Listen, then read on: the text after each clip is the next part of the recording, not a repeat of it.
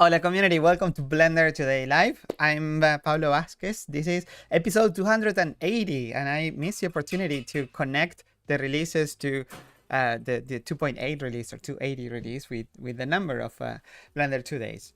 But if you have used Blender today, or that was your first Blender, please let us know in the chat. We're streaming live. Although the thing just crashed, I have the message so as a proof that it crashed in the middle of the live stream.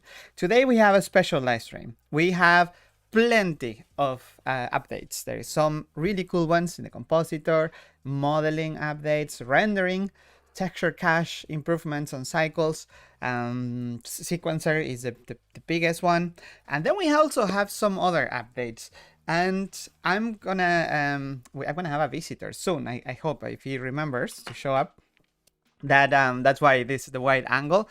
But we're gonna need some help with you because soon Blender will announce another sponsor of or member of the Blender Development Fund, and I know you understand how things go, but we had this so many times in the past that people freak out when there is a new sponsor level because they don't understand the funding policy of Blender. They know that they don't understand that these donations are with no strings attached. So when that moment comes, please help us in the comments, in social media, and anywhere where there's these announcements to let people know that, you know, this happened in the past. People freak out with Facebook, with Microsoft, with Adobe back then. So I'm going to need your help there.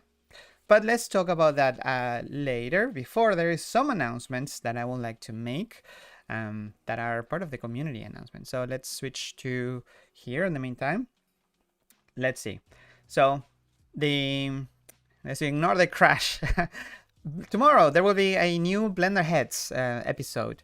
I think it will be tomorrow. It's so nice. It talks about the humans behind, well, Blender Heads, the whole series talks about the humans behind the Blender project, and this one in particular is even more human. It talks no spoilers, but something about developers and their art and craft. So that's a good thing to for these times, these days. The Blender Heads is here. And another thing which is super nice is that for the first time in ever, we have a roadmap page in that is public. This doesn't mean that Blender now has a roadmap, because it always had a roadmap. Well, maybe it wasn't so clear, but there was this article usually posted on the code blog and in other blender.org especially about the projects to look forward to for that year. Some of them didn't make it, some of them might make it to the next year, but there's always some kind of roadmap.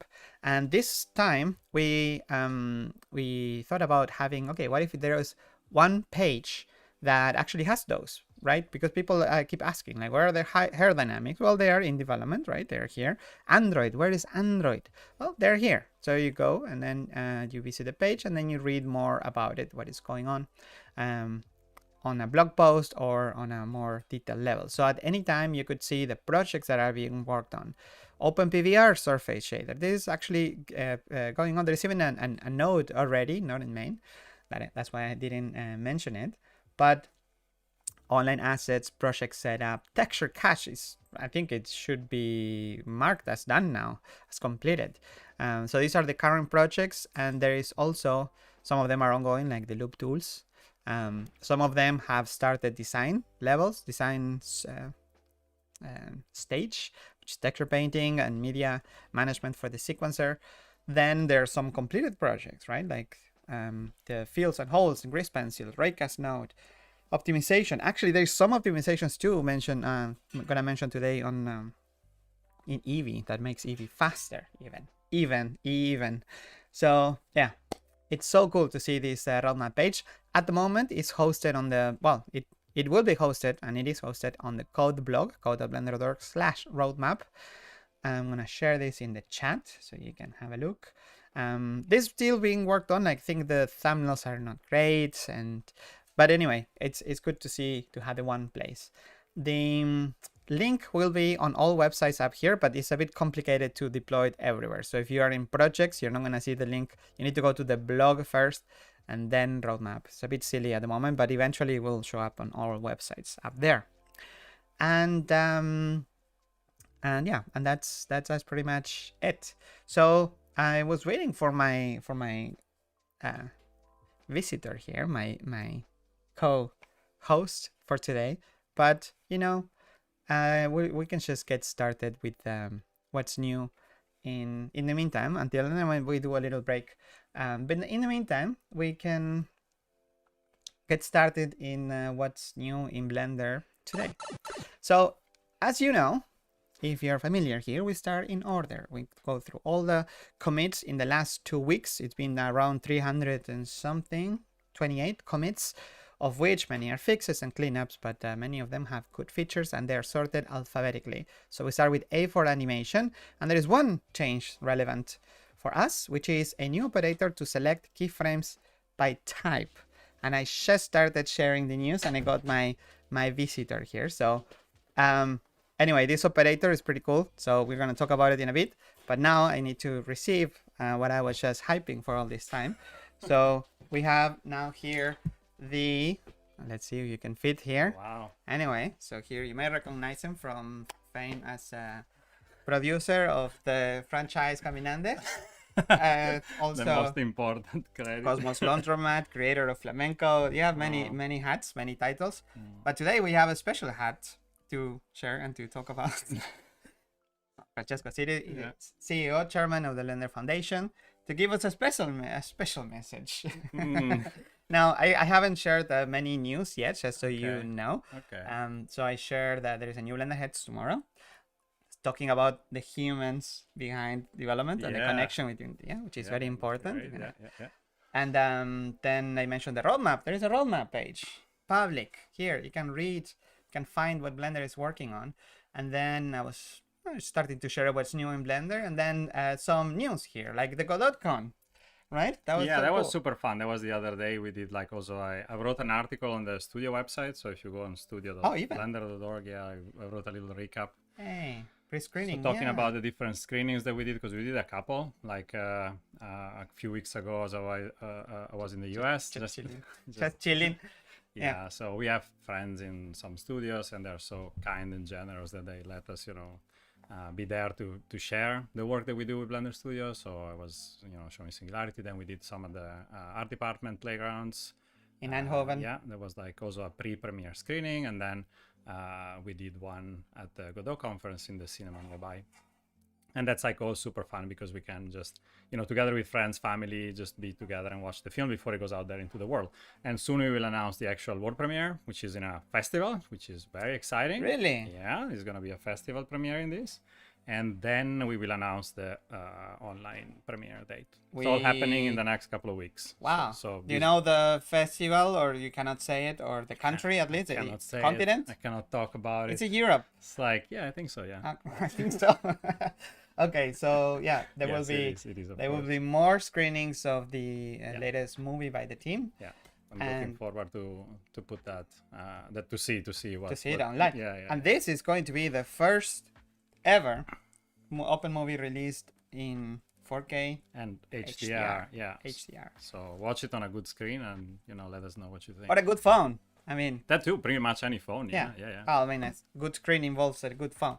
But so that was one news item since we were going over things. And another interesting thing I want to point out before we actually go on socials and get spam. I mean, in the context of that, we participated to the Godot conference. So that's the context where we did the screening. And then on the last day, the day after the conference, we hosted like an open house similar to what we do at Blender conference. So like 100-200 people showed up. That was great to just be there and have the same vibes, giving tours. A lot of people don't really know much about Blender itself, so it was great to just a ton of people. Yeah, it was a lot of people, so that was fun. And then if you go to the lab, like if you go to Blender.org front page, where there is an update there that is the activity report of the lab. The conference, I forgot too. Yeah. How many are they? 400. Oh, okay, plenty of tickets. Yeah, plenty of tickets. But get your tickets. If you are planning to come to Blender conference in Amsterdam, actually someone mentioned it. Anyone going to the conference here in the chat? Yes, I'm planning to go. Yes. You're also planning to go? I am going, yeah, totally. Okay, so then get your tickets. You shouldn't wait too long. Yeah, get your tickets. They get sold out, so just I mean, there is still some time, but we open, besides the ticket sale, the call for content, for the Susanna Award, so everything is open. So please do check out the website, and you can find all the dates and all the information, all the deadlines and stuff. Nice. And it's in the same venue as last year, and it's gonna be super fun. I am very excited. Nice. So, and then next to that, there is the Blender Lab. Wow, so many announcements this week. Yeah. So this one is an article by Dalai, updating the projects that have been worked on, right? Like clay pencil and VR, XR, extended reality, location scouting, which is, this is actually going to make it in 5.2, I believe. Super nice, a way to take shots of your scene in VR. Yeah. And tablet support, Android / iPad / desktop tablet, so improvements in how you work with Blender on the tablet. It's really about the form factor, so really trying to figure out ways to interact with the and what is it? And then of course, like we announced it some time ago, like the work on the MCP server. So the reason why, I mean, the rationale for exploring this kind of stuff is written there. The idea is to explore. Again, the context of the lab is like exploring stuff, so that doesn't mean that these things that necessarily ship in Blender right away. It's more like a safe place where things can be played around with and tested out and given out to the community to do things with. And LLMs are a tool that exists nowadays. I think everybody got the memo, if you are online, that there are these things called LLMs. That, large language models, and that are interactive via chats. And Anthropic came up with a protocol to connect these kind of chats and AI systems with software, with other software. And this is like an open standard, and that allows basically a certain degree of interoperability with any kind of model. And so in the spirit of that, we've been exploring building like a MCP connector, MCP server component, which runs outside of Blender. So this is just like a specific an add-on. Yeah, well, there is one component which is the connector, the server itself, which is just runs on your system detached from anything else, and that one can talk to your local or remote large language model. So like that's where you have the freedom of how you handle that part of the the AI part. And then in Blender you can install an add-on that connects to that component. And so that's then how you can use the chat that is running on your system to send instructions to Blender to execute things. So you can find out more about this in the MCP server section of the lab with examples and everything. Yeah, I remember one of the examples that I really like is the translations. Sometimes you work with people that have with teams that have things in different languages, right? You have in English and they need it in Spanish to share it. And then one of the examples is like if you have a model that can translate, which are the most basic ones that run on a Raspberry Pi, you could actually, well, you can with this actually just say, hey, rename all the cameras to in Spanish. Yes. I mean, as you can see here, because obviously this is I consider it is a very, very sensitive topic. There is a lot of controversy around the topic of AI and LLMs and like all the things that are happening in the world that are like kind of influenced by that. We put a lot of emphasis on tooling. So basically all the examples that we make, all the use cases that we think about are meant to give you more insights, for example, in your data, or to some degree of more sophisticated or more natural ways of automating tasks. It's not about creating things. No. This is not Gen AI in the sense of making, turning your cube into a building. Yes. It's more of like, okay, I have this node group, these geometry nodes that Simon gave me, and I don't understand. Can you tell me what it does? Okay. So it's like, it talks to the documentation side of things. And what I mean, it is a very controversial topic, but what I like about this is that in order to have this, Blender got 0 lines of codes in the source code of Blender. This is an add-on that it's not even in the Blender extensions website, not even, you actually have to download it separately from a different place. So I like it that it's like super detached. And it's even there, it's not easy to set up actually. You have to follow many steps. So I like the friction. Yeah, I mean, but it's Yeah. it's kind of there, for this point. Again, like indeed the point about Gen AI and all these kind of things, like Blender is for artists. It's a tool for creators. We mentioned this a couple of years ago already at the Blender conference 2024, I think. We did a roadmap presentation together with Sergey. And if you go back there, you can actually see that the stance, the position is still the same. Like Blender is about making tools for artists, tools for creators. And when we think of tools, we think of how they can help an artist. And, whether it is AI or not, it doesn't really matter. Like it's a little bit further. Now here, I think. Input mapping, storytelling, yeah, I think, no, test lab. Yeah, there you go. Yeah, a bit before, I think. Or after, I don't remember. So, but basically, there you go. There, it's AI tools. You see, empower artists when it makes sense. Really make sure. I mean, this is me talking over myself, saying the same things.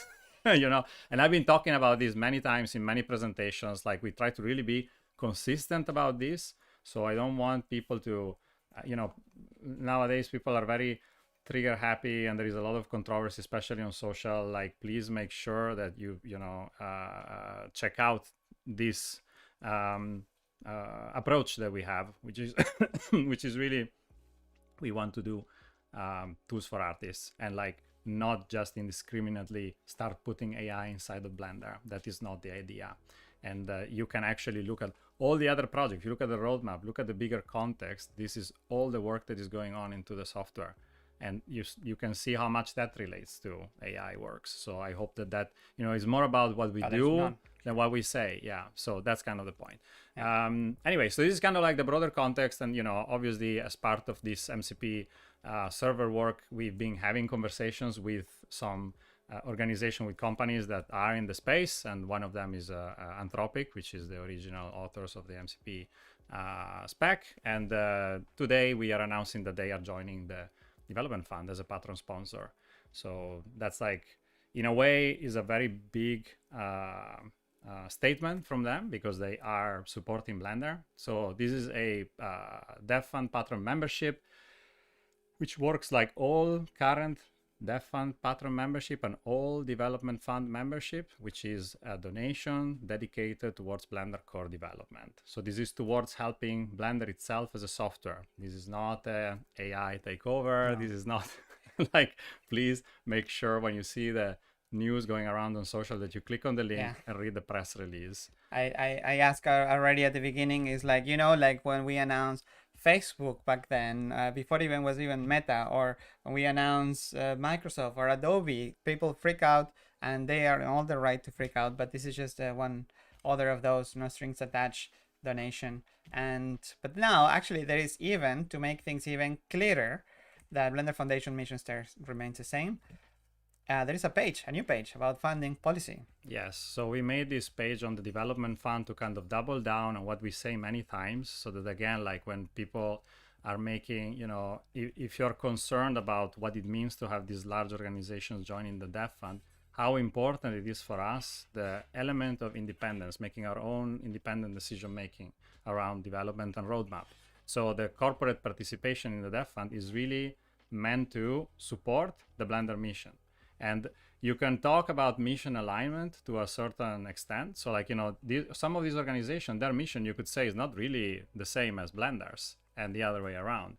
But it doesn't really matter, like, as long as they are supporting like the Blender initiative in that context. So that's like, it's a little bit of an opinionated choice, because I already see, like, I can see comments, I can see people being upset. That's like the one last thing I want to say about this topic, which is getting funded by different types of organization and different type of people increases the resilience of our project.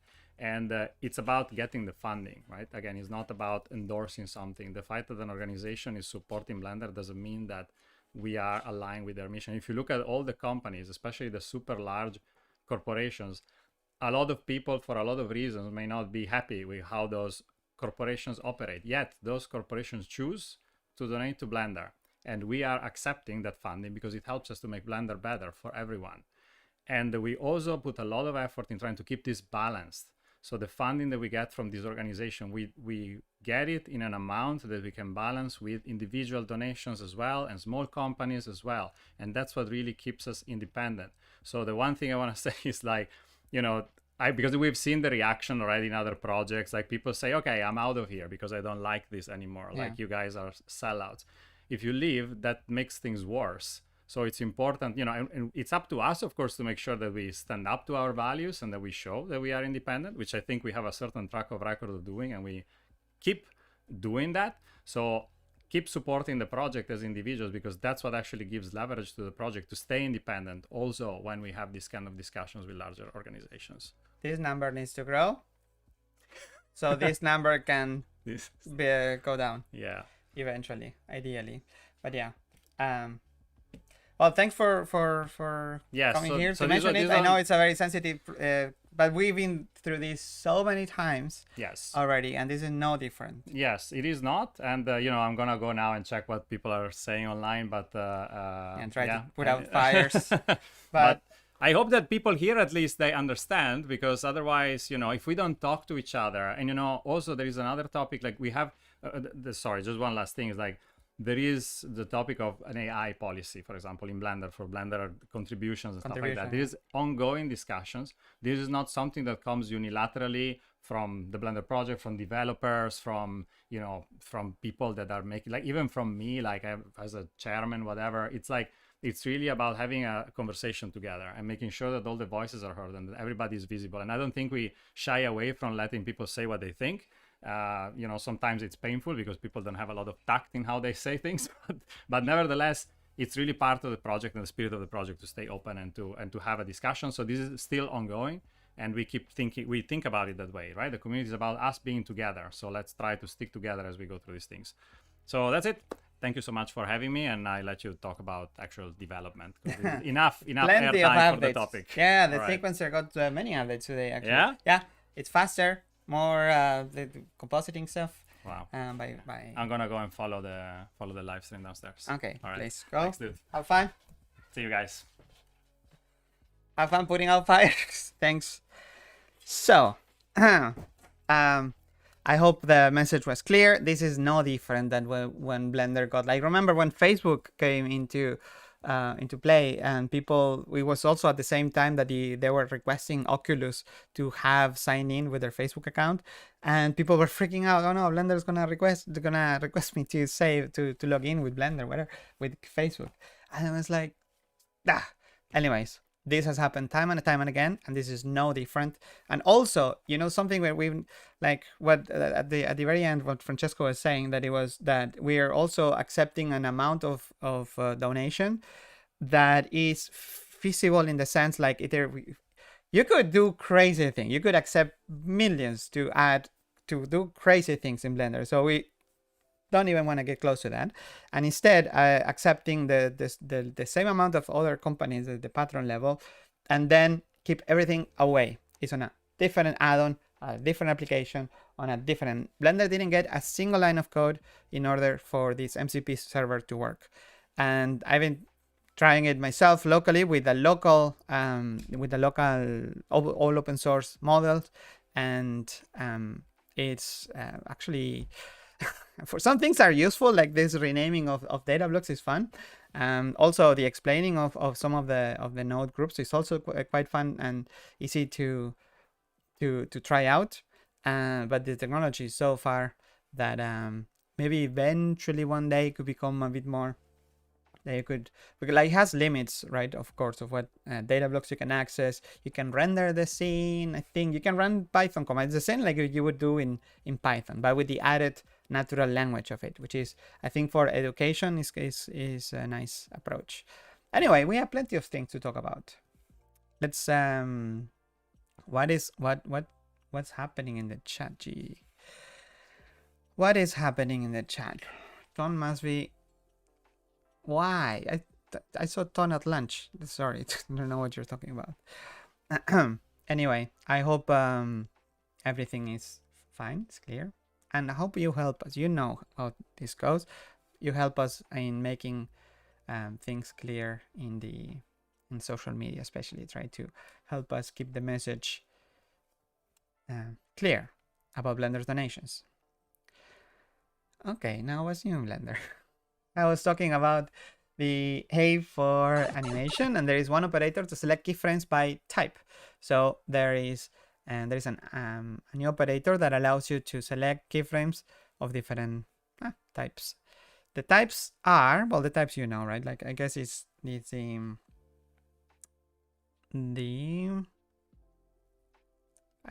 same types that you have that you can change the colors, like in betweens, extremes, and so on.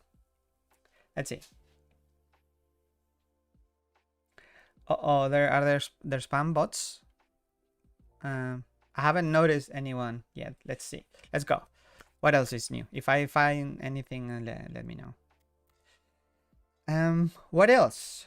A for animation, I already mentioned, and that was for Christoph. Thanks, Christoph. Then not much more besides cleanups. C make color management. This is interesting. So Brecht has been going on a side quest to continue his work on the HDR support in Blender, which is pretty nice because Blender 5.0, 5.1 added a lot of HDR support, but now the scopes previews are also the color spaces, and the scopes are now HDR capable. So this is one commit of many. It's the infrastructure in the color management, but also in the sequencer and the image editor. They both now support these new cool looking and accurate looking scopes. So something that look like this. Let's see if I can make it fit here. Yes, now it looks like this. So especially the ones in the image editor got a lot of changes in terms of the looks. This is sRGB, so standard, but let's see something a bit more shocking, like Aces on display P3. So this actually will show more of a difference. So this is how it used to look, and this is how it looks now. You can see here the histogram is very shocking. There's a lot more information now there spread out. That's cool. Nice.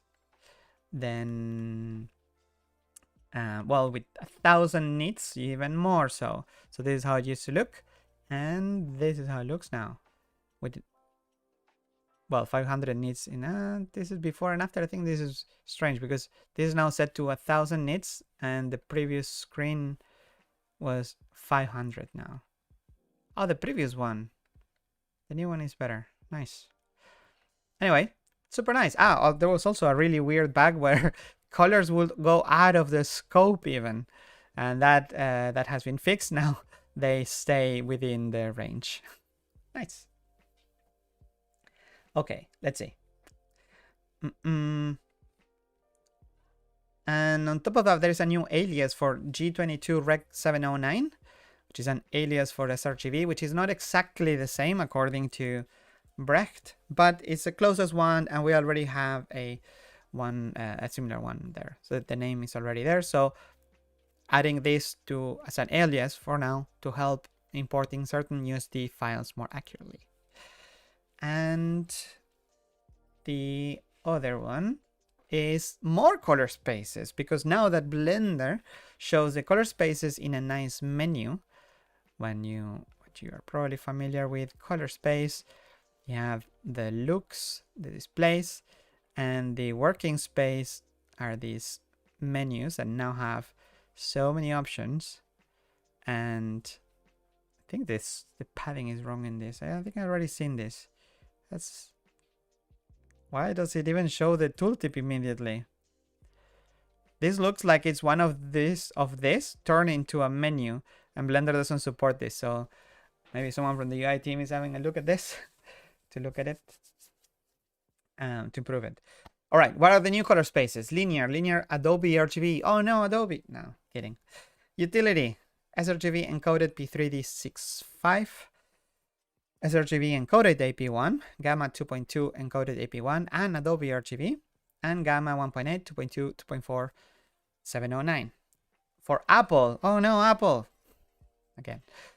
input apple, apple log 2, and linear apple white gamut. So anything that you import from your expensive phones can get properly color spaced in Blender. Nice. Let's see what else. C4 Compositor. 3 changes. One change actually adds 10 new 10 new nodes from geometry node. They are borrowed from geometry nodes. There is the input string, format string, match, replace, slice, trim, find in, string length, string to value, value to string, and the input special characters node. So a total of 10 ones have been added, and I think there must be under compositing, there must be under string, I guess. Yeah, trim, match, slice, even the special characters one, right? Special, yeah, that one. So nice. This, although, reminds me of a comment that there's another one that, and then I go back to the node. So then there is a comment in the previous Blender Today.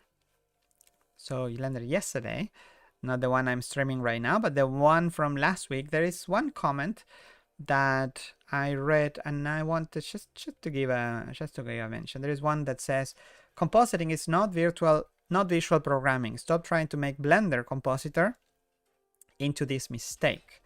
Image processing, not BS tech demo nodes."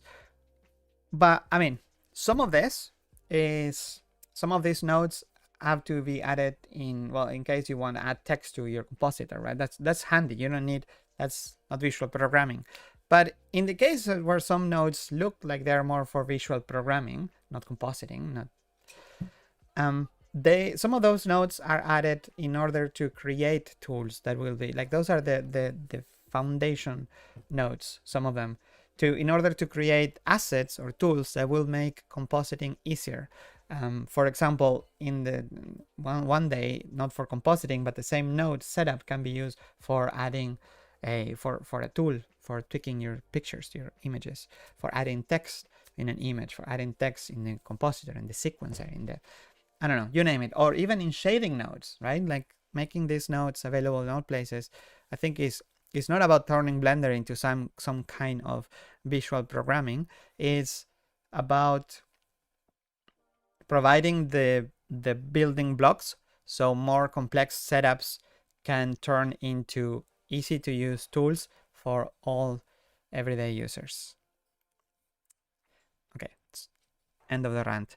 New node, add string to image node. So it turns a string into an image. That's cool. So I guess, okay, well, we were just chatting about this. Nice. This patch as a new string to image node that generates a new image with a text paragraph. This also adds the font socket and input font nodes. So there's there's one new socket in the compositor, font socket, and the new input font node. Nice. Yes, everything nodes. That's amazing. So, welcome addition. Thank you, Omar.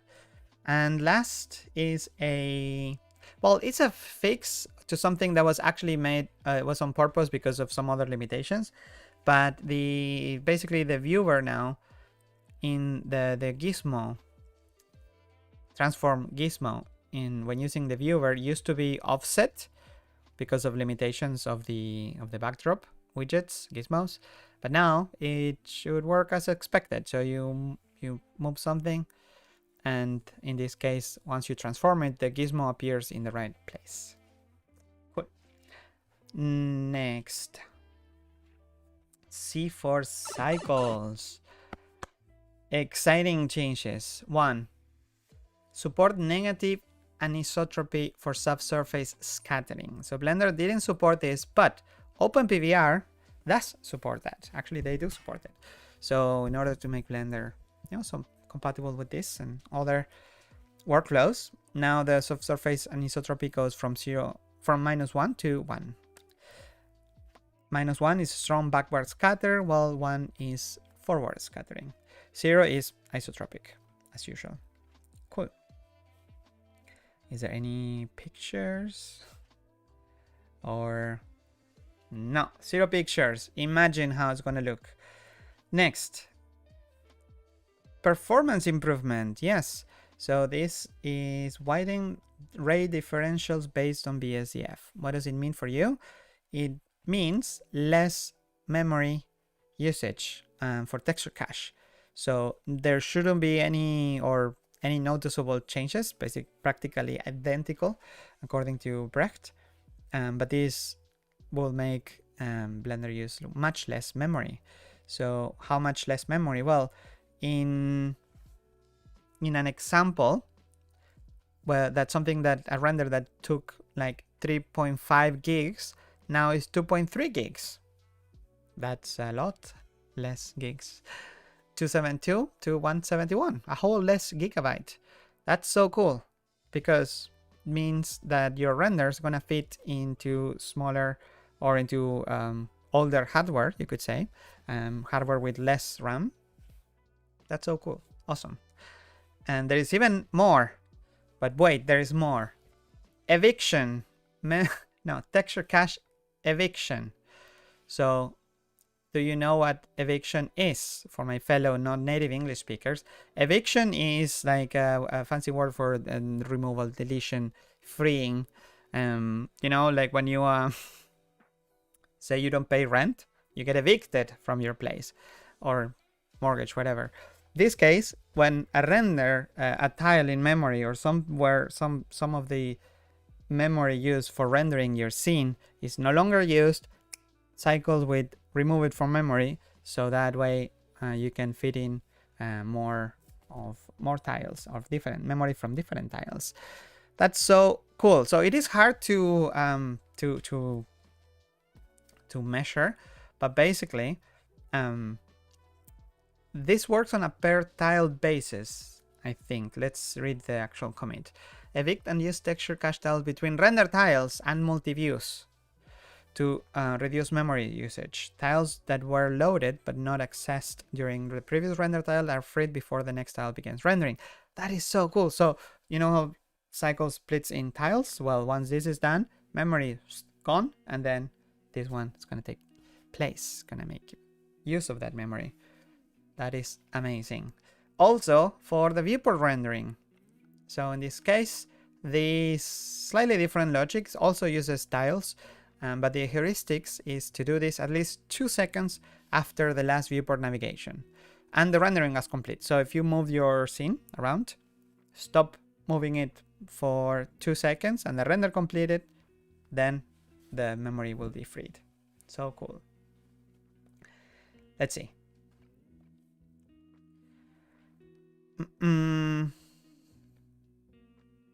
That's it for cycles, actually. E for Eevee. And the title reads handle range support.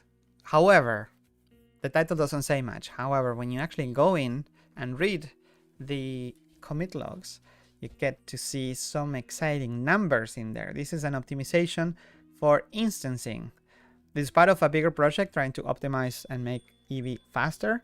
But this makes it so something that used to take to run at 11 frames per second in Blender 5.0, using, for in this example, there is 100,000 geometry nodes instances. This scene used to go at 11 frames per second running on OpenGL, and now that goes at twice as fast, 22 frames per second. And for Vulkan, it was actually slower, and it is still slower, however, twice as fast, even though slow, than before. So what used to take 8 frames per second now is actually twice as fast, 16 frames per second. That's amazing. Really cool. Twice as fast.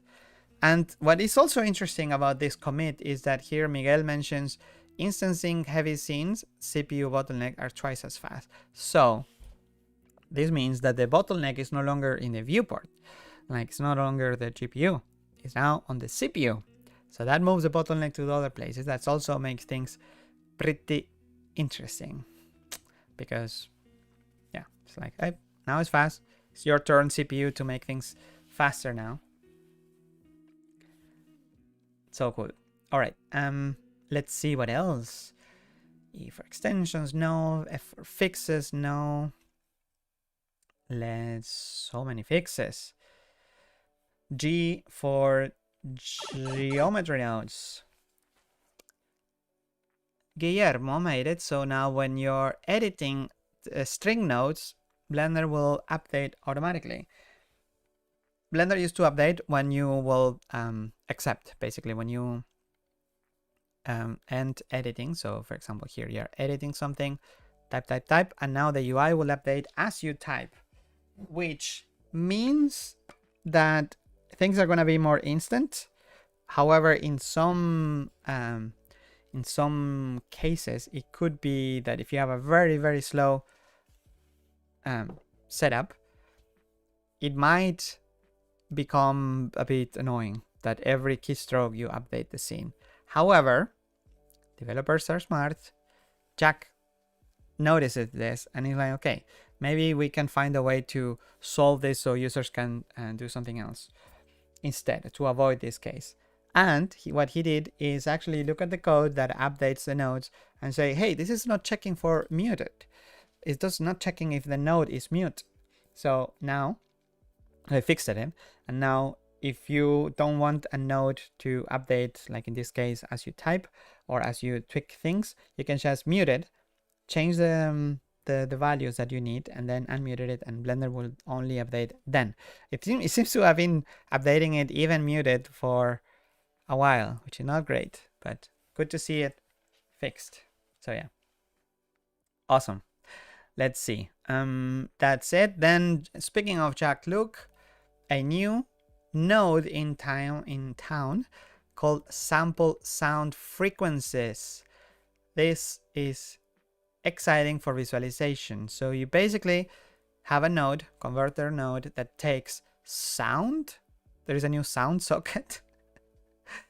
So you get the sound, and then you specify the time, all the channels, the frequencies that you want to adjust, and then some algorithms there, limitations, and you can do things like this.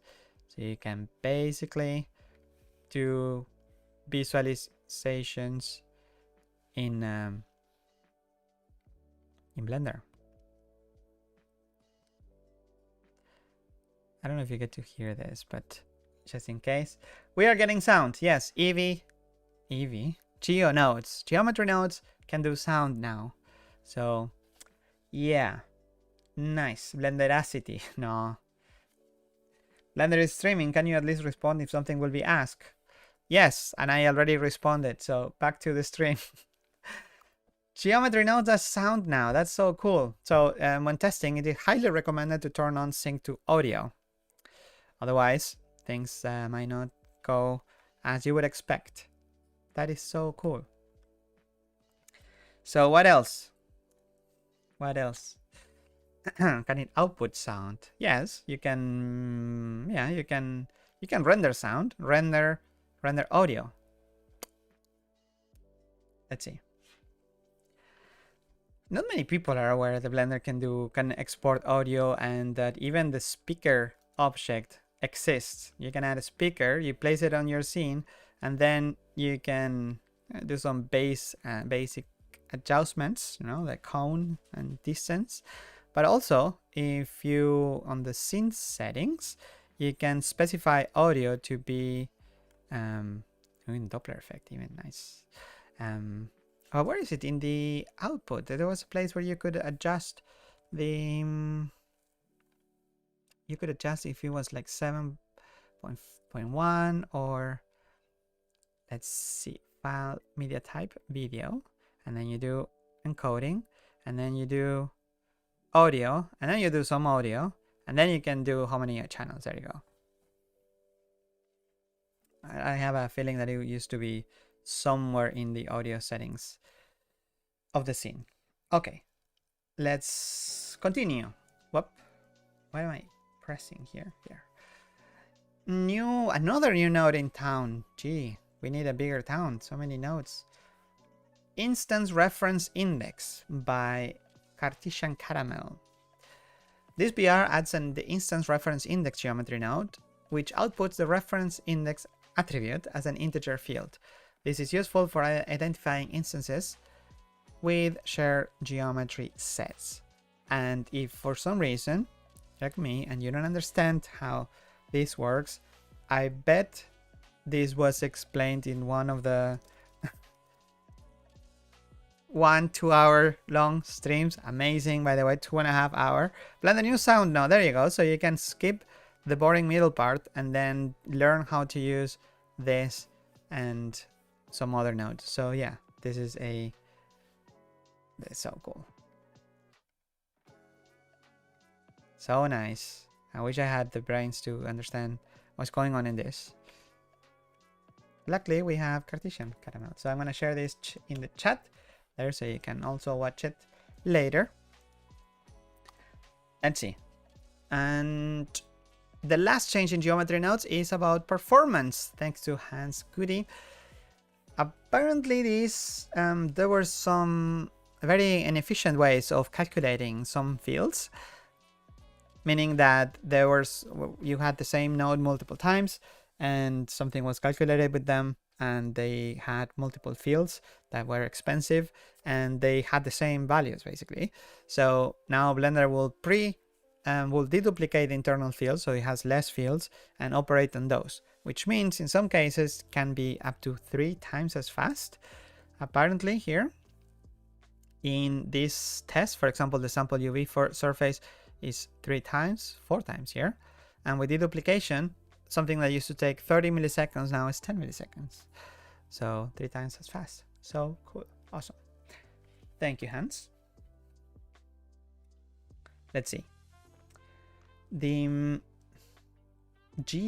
for GLTF, 2 new extensions have been added. Material dispersion, Chronos material dispersion, and for importer exporter, and materials iridescence extensions, both by Julian. It's nice that the GLTF format is getting more aligned and following the latest and greatest from the Chronos. Let's see, Grease Pencil, G for Grease Pencil, 3 changes. Oh, this last one is super nice. And I'm not saying it, I hate it when YouTubers do like, oh, these 5 things, and the last one is gonna blow your mind. Well, actually the last one will blow your mind, but it's because they are sorted by the time they were added. So the commit time is not because I'm trying to clickbait. You can actually just... The last one is material.randomization. Spoiler. We're gonna talk about it after I cover the first 2. Deselect linked. It's a new operator that is familiar with other places in Blender, right? To deselect the linked parts of your mesh. Similar to other operators. The next one is by Ales Yelovkan, and it's called Support all curve types in PDF export. Supporting all the curve types to PDF. Non-poly curves are resampled and then exported as polylines. Nice PDF export. And now, yes, the material.randomization. This is amazing. I had to actually go back and look at 5.1 to see the difference. So if you remember in 5.1, the Grease Pencil has, well, actually since forever, Grease Pencil has this view mode, material mode, style type, line type dots. So basically you just have a bunch of dots, right? Not rocket science. There you go. This. Well, maybe some rocket science. And that's it. You can set a default color, and that's it. Very limiting. Not anymore. Because now in Blender 5.2, this gets a huge upgrade. Not just one setting, but many settings. Let's make this material into a dots. And now I have a color here, right? Okay, cool. That's same. But look, there is a whole new panel called randomize. And this panel, I can just spacing from here. And in the panel, you can randomize so many things. The size. So you make some bigger, some smaller. The strengths, so some more transparent or not. Can I go further? 5. I want it more strong, actually. I want... It's not strong enough. Maybe, okay, now I want nodes or a color ramp. Oh, that would be... Oh, a color ramp would be super nice. Actually, instead of a base color. Feature request. Rotation, in case you have not a solid... thing, but let's say you have a texture that is applied to this. Let's do the blend. But anyway, it's for the rotation of the mapping of your dots. Then hue, you can make it slide like kind of jitter, but on the material level. So you can go all the way to 1. So you have the whole spectrum. Then you can change saturation. So some dots are more or less saturated and more or less darker by adjusting the value. Can I go further now? And the noise scale, I guess the noise scale is how much it's gonna fluctuate along the entire, I guess, along the entire curve. This is so nice. Super cool. It's awesome. Isn't that great? You can also align it to an object even. How can I select the object? Or is this object? Anyway, super nice. So thank you. Well, actually didn't even show the PR. Sorry. This is by Casey, who's been hired many months ago and renewed thanks to the Blender Development Fund. Nice. Okay. Let's see.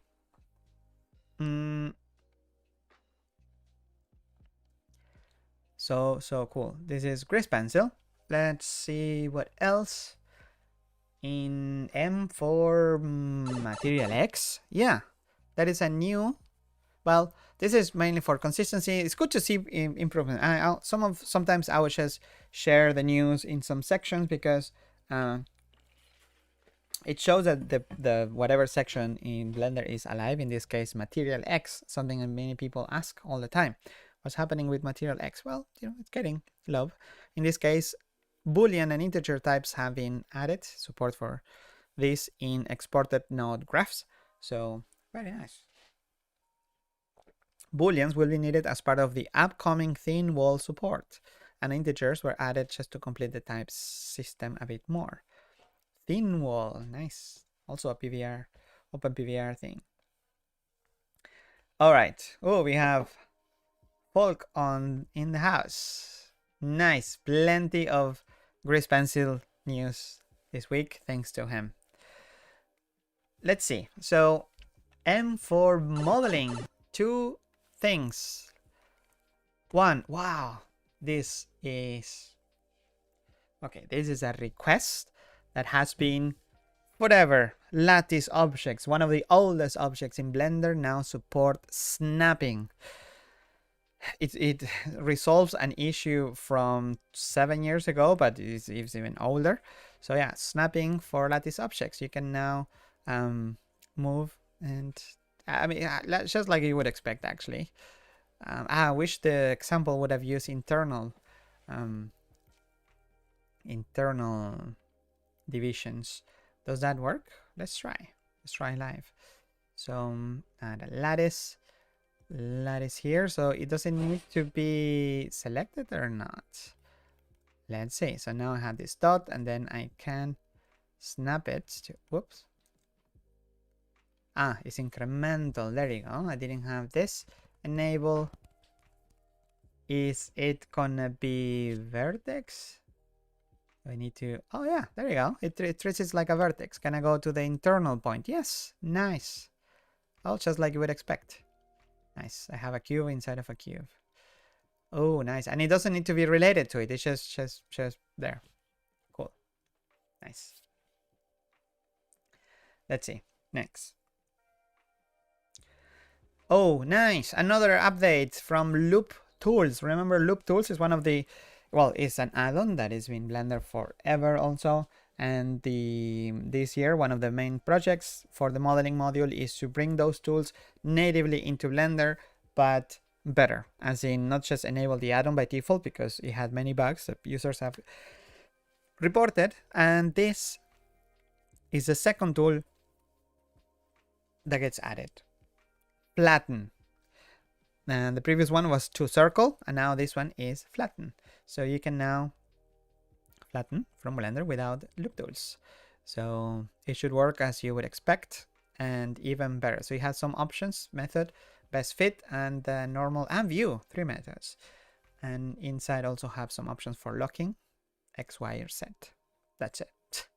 That's it. Nice. So yeah, that's it. Awesome. Thank you, Tariq, for working on this. And there is more to come. The idea is that all of the tools from Loop Tools will be ported over. And for node tools. When working with node tools, now you're gonna get more warnings. If your asset metadata is outdated, you're gonna get a little message saying, hey, things are out of date. And N for nodes, plenty of change. Here's the main one, the one that I mentioned before by Chuck about when a string input node is muted, changing its values, not gonna reevaluate the whole thing. So super nice. Then the next one by Brady is about exposing in the Python API the panel state. So if something is open or closed, now you can access from Python. Next, oh nice, this one wcloud added. Holding Alt in node trees now works as expected, as everywhere else in Blender. Actually, I mean, many people usually every now and then they ask, hey, why does Blender, when you have multiple objects selected and I edit the property, why doesn't it affect all of the objects? And you have to hold Alt for it. And one of the reasons is because this behavior has to be added in a case by case basis. Or base too.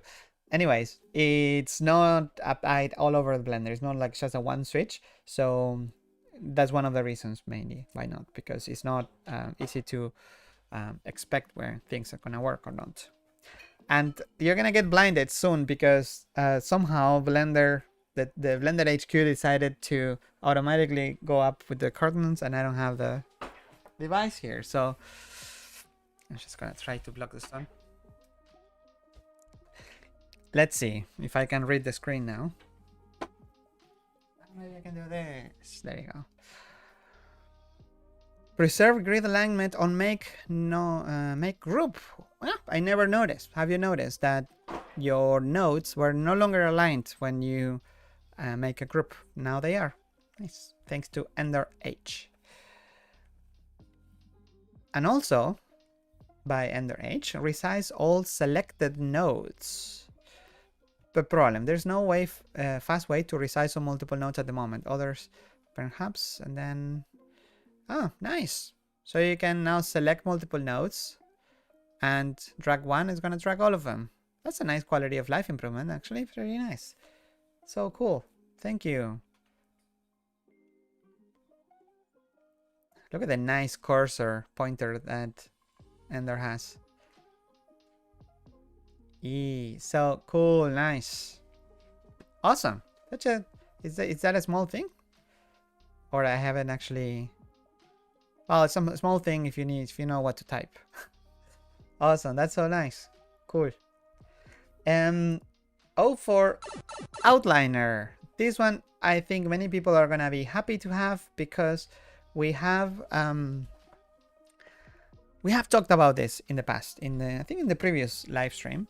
And there were mixed feelings about how it was implemented. So in the previous episode of BlenderToday, previously on BlenderToday, in the outliner, when you select an object, no wait, the other way. If in the 3D viewport, if you select an object that is not in the view of the outliner, there is a new feature that was added to on selection. It will scroll the outliner so it's in view. So that way you can keep track of the things that you have selected. Thing is, some people don't want that. Some people don't want to lose whatever information they have carefully aligned in the outliner. So there is an option now to disable it. The commit, add a new option, scroll to active in outliner filters panel. Enable this option along with sync selection. This will scroll the outliner to the new active. This option is disabled by default. It shouldn't be disabled by default, I think. No, it should be enabled by default. No, it shouldn't.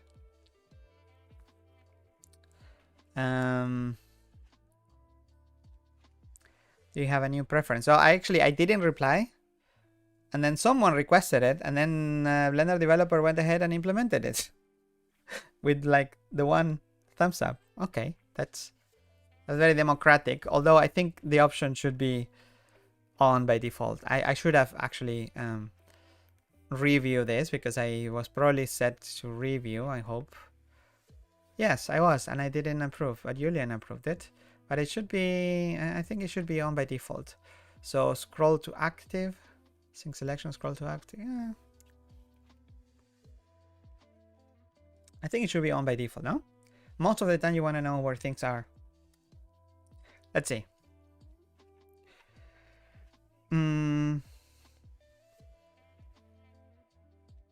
Outliner.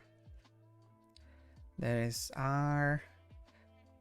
Uh-oh, it already started. Someone in the chat just said, I just saw Cloud no work directly in Blender. False. Blender, Cloud does not work directly in Blender. Or maybe someone made an add-on, I don't know. But it's not what was just announced, by the way.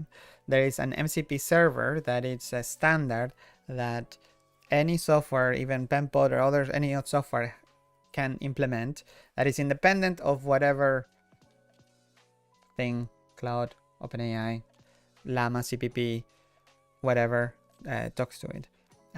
So Blender got an MCP server, but not Blender. It's a different app.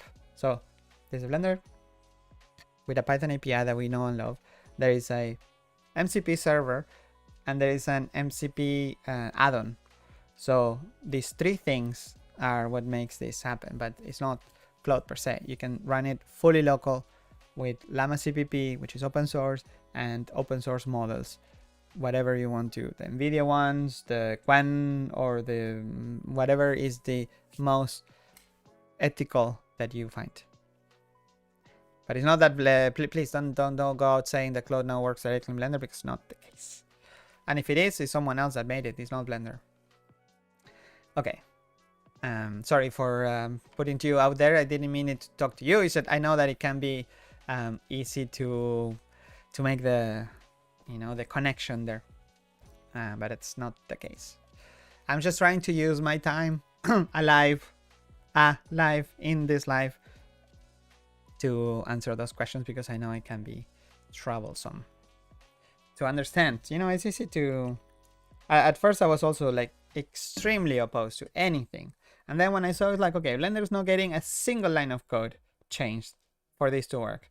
So I was like, okay. And it can work completely open source. Okay. And even more so, if you go to the lab page, the way it is explained, where is the MCP server? The way it is explained to make it work is fully, like, if you search for Cloud, there is a example data block, but it doesn't explain you how to use it with them. It explains you how to use it with an LLM client that is fully open source, Llama CPP. So even in the Blender page, there is no mention of Cloud at all, or any other, OpenAI, whatever. It's fully open source here, and open source models also work. Or any model, if you want to use the worst models out there, yeah. So yeah. Oh, there is an MCP server and an add-on. Yeah, there is. You need two other tools that are not there. Cloud and not Cloud. Yeah, sorry, I don't know how to say it. Claudio. I'm gonna refer to it as Claudio. when I do. So let's continue. And I talked about, time to talk about UI, the user interface. Plenty of changes. Okay, this one also, quality of life. And we never, yes, back to Blender update, sorry. We never get this kind of news. Where there is a new widget, a new layout widget in Blender. The most requested one, I think, for years. You know how Blender has a text field? That is a text field, like just a long text field. Well, there is a new one now called text box. If you are into web development, you may recognize as text area. So basically multi-line text editing in Blender. So with this, you can do so many, like the commit is huge, 1,300 lines. But basically it allows you to do, well, this example is very extreme. Okay, let's look at the extreme example and then I just show it to you in real life.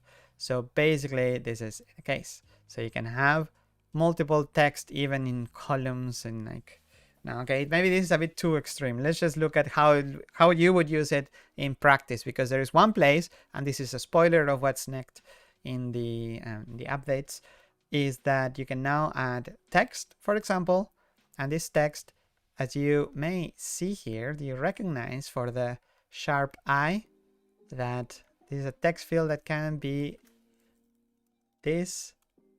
Oh, enter. Well, you need shift enter. Is a text field. Fiddle. This is awesome. This is, I mean, I don't know. I think for someone outside of the Blender community, this is like, of course you have this. But in Blender, this means it's not easy to do this, right? You need a whole new widget, like the line height, the wrapping of the text. You know, all Blender drawing code is custom. The selection left to right text support also.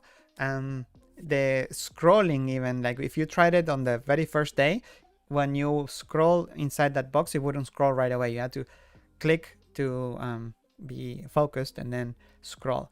So yes, this takes a lot of work. So Guillermo, who was recently hired by thanks to the Blender Development Fund with a text grant, just added this. So yes, over a year in development. So this is amazing. Thank you so much, Guillermo, for your patience too. This takes a lot of patience because there's a lot of review going on for this. Speaking of patience, another very patient developer is Pratik. He is been adding some of the features that are remaining for the tree view. So tree view are basically UI lists. In Blender, you know them, you've seen them everywhere in Blender, right? Like this list. This is a UI list. This is the one that you can do in Python. But also you have other ones like shape keys. This one is not a UI list. This is a tree view. They look the same, but they are different in the under the code. This one can support multi-select. This one does not. So the idea is to get rid of the old one and replace everything with the new one. And the new one was missing some things. Tree view, invert sorting options. Now you can, anywhere you have this, you can now invert in the same way you do in the, oh, the icon is wrong. Ah, there's 3 state. Ah, no, this is 3 state. Okay, we need to fix that icon. But yeah, this is actually better than in the previous way of working with the UI list, because the UI list do not support nesting, whereas the tree views do support nesting. So that's why we need this like 3 state icon update, because you can choose to sort all items or only the top level items. So pretty nice. But yeah, we need a new icon. I need to work on the icons soon. And next to that, the invert search filter was also added by Pratik there, which is so nice. There is it's something that was already existed there before. However, this is cool because this is part of something I like to call the awesome tree view. It's a task that has many of these items to get UI list parity. Right now we're only missing, I think, as far as I know, navigation with the arrow keys, which you can do in UI list and not here. And the big one, the biggest one, is Python API. So add-ons can start using it, and also Blender can use it internally, and we can get rid of the UI list maybe for Blender 6, or doesn't make sense to maintain two things which are the same. Anyway, there is a few things though that are making like better than UI list. Some of them is like you can delete things with the X key. That's not in the UI list. Now it is. Then drag and drop on multiple items. Yep. Focus on with pressing the period key. That's not there yet, but I want to have that in. Page scrolling also is not there. And the one that was added this week is edge scrolling. Because you can drag and drop in this list. Now you can actually, if you need to move something like key 17 all the way up, you can just drag it, put it close to the edge, and then bloop, Blender will scroll. So you can actually place items whenever you want. Nice. We need an improved feedback in there. We need like a line just to know where things are going to be. You need to read the tooltip at the moment. A line would help. But it's not easy, actually. Many people have tried already, and there's no nice and clean way of doing it. All right, let's move on. Thank you, Pratik, for all your work and your patience. Label buttons now can draw icons with a border. Interesting. Yeah, you can force the outline now of icons. But this internally, I think it's not exposed in the API. However, this is used for the online assets, which I didn't mention today, by the way, but the online assets has so many bug fixes. But yeah, it's experimental still. The idea is that it will come out with Blender 5.2 LTS. And that's why they're working so much on quality of life, fixing things, crashes, and so on and so forth. Let's see what else is in the UI. Do not join aligned area edges. Yeah, not the best name, but wait until you see how it works, because I am very excited about this one. It's about window management in Blender, right? You start your scene, you have this here, and say you have on the other side, you have something like an image editor, and here you have the text, whatever, text editor. So cool, this is nice. Okay, well, now let's have this here. So now I have this layout, right? This layout. There is now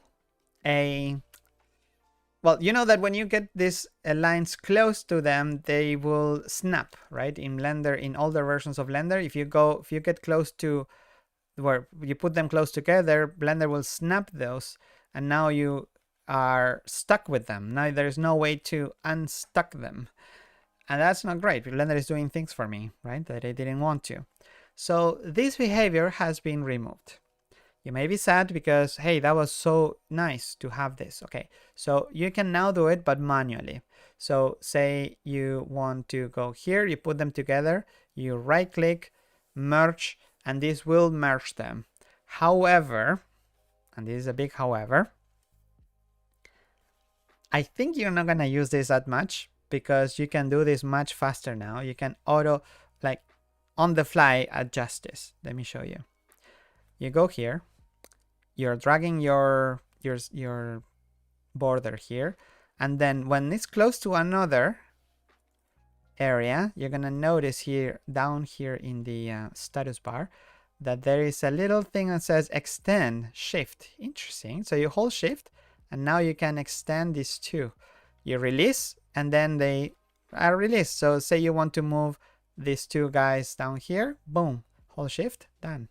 And it also works with multiple ones. So you can hold shift, move this up close, and then shift again, and it will move all 3 of them. And then I can release and just do 1 of them. This is so cool. I bet this is gonna show up soon in one of those. Oh, I bet you didn't know this Blender secret, but it's nice. It's so Blender though. I like it. I like it. Nice. Anyway, I do this all the time. Like, okay, I just need to move these guys here, and then okay, put them back on. So nice. Amazing what can come out of Harley's experimentations. The noobs are gonna be so confused. No, they're not. Well, they're gonna be confused when they watch a tutorial of someone using it, but they're not gonna be more. I think it's more confusing to just merge things without asking them. So you can right-click, merge edge, and all things will gonna go back to normal. However, it's very hard, apparently, according to Harley, to undo that. There's no way to unmerge.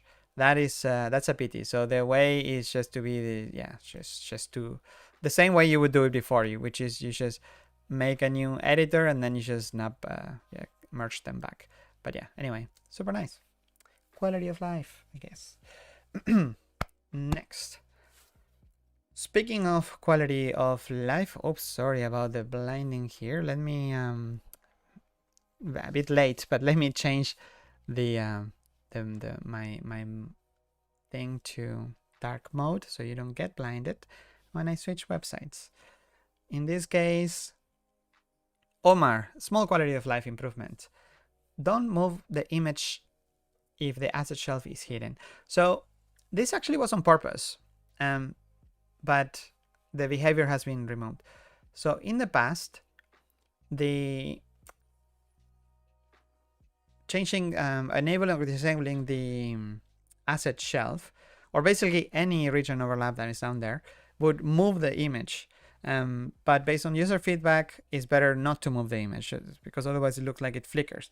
So now you can be able to turn on and off the asset shelf or any region overlap without the image moving around. That was actually on purpose. It was by design, but yeah, sometimes designs, people prefer the other way.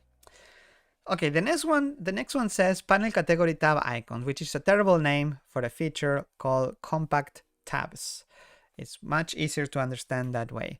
So the tabs in Blender, right? Some people have a million tabs. So I don't have that many actually. So I have, for example, Node Wrangler, screencast keys, maybe OcuPaint for testing things, and Amaranth, of course.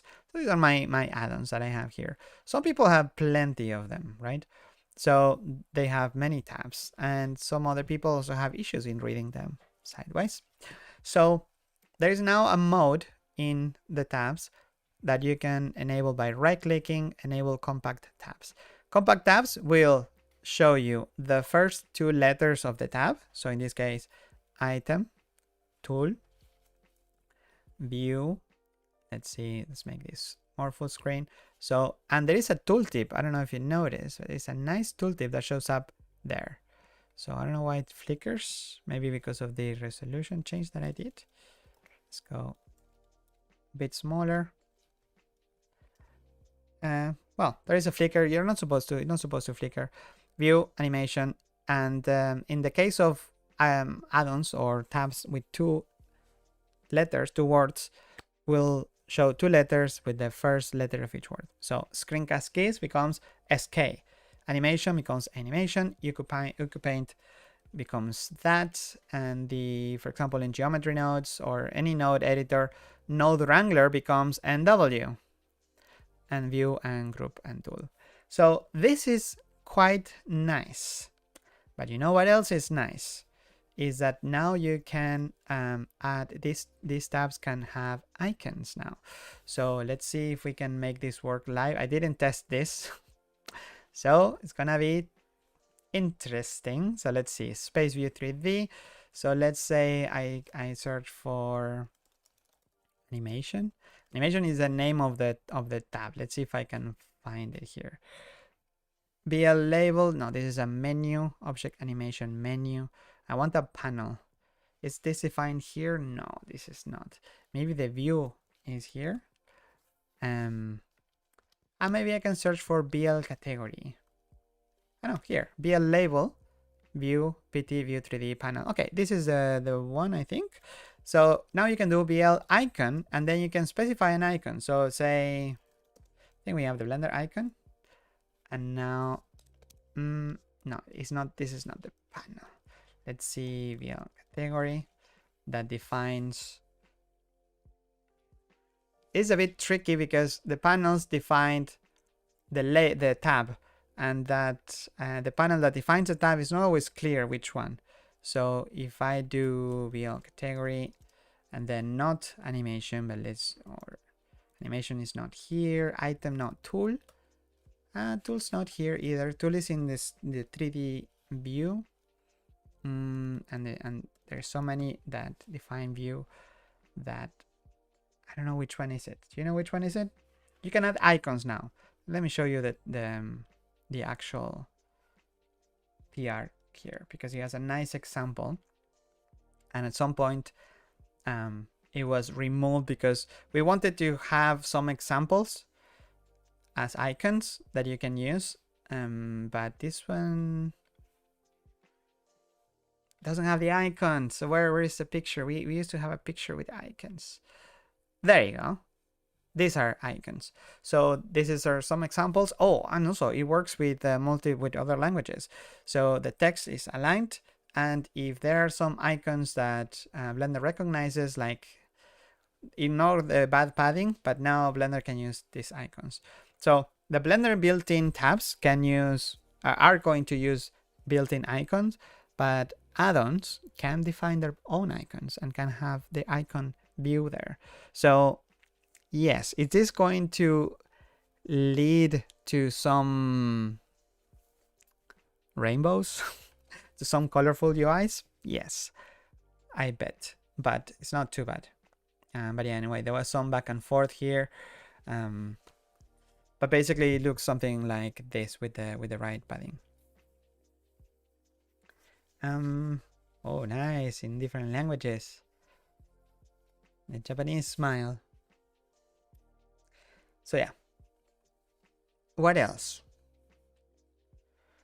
Oh, another tiny one by W Cloud makes that in the spreadsheet, when you scroll, I never noticed, but you can tell that when you scroll to the side, the indicator of overflow, when things are not when just to tell you that, hey, there's more content to the left, was aligned to in the wrong place. It wasn't taking into account the column. So now it does take the index ID column. So it looks nice. Next, add select by trait to the Eevee editor. Select tile, select pin, select by winding, and select overlap are now in a new menu called select all by trait. So makes things a bit more organized. And then you can also just maybe add this as with a shortcut, and then you get all of them more accessible by A. Ethan Traurig. Next, Christoph rewrote basically all the key menu for consistency between the dope sheet and the graph editor. This, I think this needs to be done in other places too. The graph editor and the dope sheet are so similar in many ways that they should share as much as possible, icons where possible. I think in this case we have keyframes in the name of the panel, and everything else also has keyframes. So maybe we could get rid of sometimes the word keyframe in the UI only, not in the operator, of course. But the same can be said about the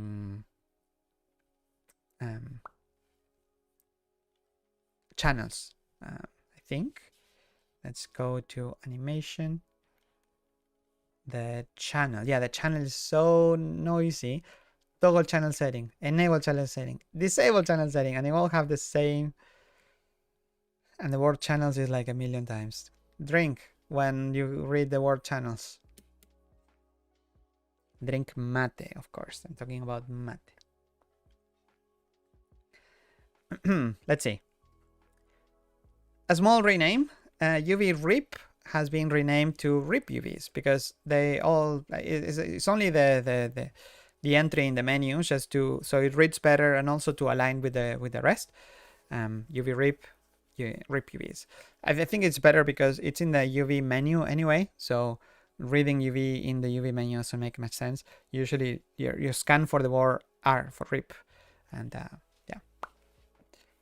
Another rename, just for consistency, is the import SVG as curves. Before they used to say just import SVG, and it didn't say more. The issue is that now you can also import SVG as grease pencil. So it's a small thing, really, but it's more clear. That is SVG as curves. Things a bit more clear. Then USD. 2 changes in USD. One of them is support color space conversions when reading and writing USD files. Another one by Brecht. When you import USDs now, or writing, export USDs, now color space conversions are supported. And a small optimization improvements by Jesse. Use single value attributes when possible during import. This should use less memory and be more efficient processing when importing USD. Next. Two more on the U for UV. Copy mirror UV support for multiple access. Nice. Also by Ethan. You can now mirror X, Y. Used to be X only. And now on mesh, you can do X, Y, and Z mirroring. It used to be only X as well. So neat. This is the copy mirror UVs operator with more options now. Let's see. Who said that I'm a bot there? Do I really look like a bot?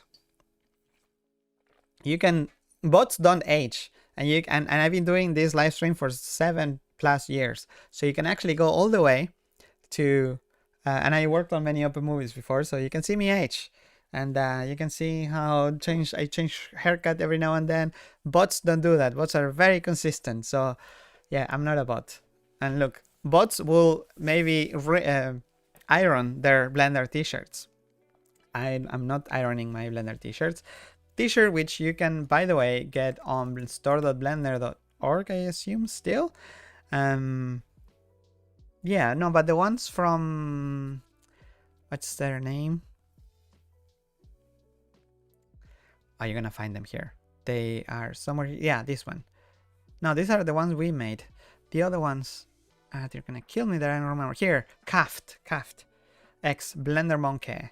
This one. There you go. Oh, it's on sale. €4 cheaper. But remember, these things are more donations. Of course, it's €35 for a t-shirt. That's expensive, yes. But see it as a donation. Also, it's made in collaboration with CAF, so they also get a cut. That's it. There is a short break. Orders will be sent after May 1st. Wow, that's so nice. I didn't know we were doing these things. And there is an actual sale of the ones from CAFT. Nice. Maybe we need to restock. Anyways, that's what I'm wearing. Let's move on to the next change in the UV editor, which is a new operator called select by winding.